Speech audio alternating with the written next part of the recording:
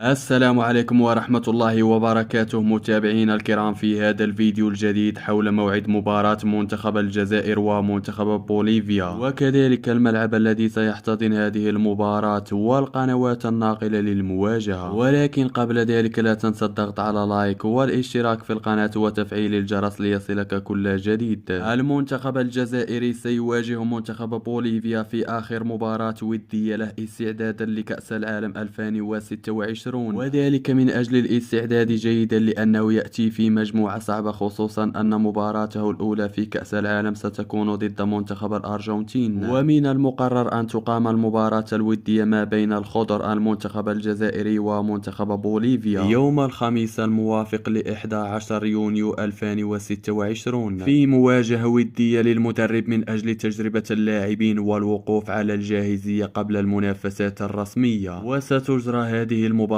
الودية على تمام الساعة 1 فجرا بتوقيت الجزائر. أما بخصوص القنوات الناقلة لهذه المواجهات فمن المتوقع أن يتم نقلها عبر القنوات الرياضية الجزائرية وبعض المنصات الرقمية. وهذه المباراة هي آخر مباراة ودية للمنتخب الجزائري قبل انطلاق بطولة كأس العالم، والذي سيخوض أولى مبارياته في كأس العالم ضد المنتخب الكبير الأرجنتين. فهل تتوقعون فوز الجزائر على بوليفيا في المباراة الودية أم الخسارة؟ اكتب لنا توقعك حول نتيجة المباراة ومن سيفوز في التعليقات.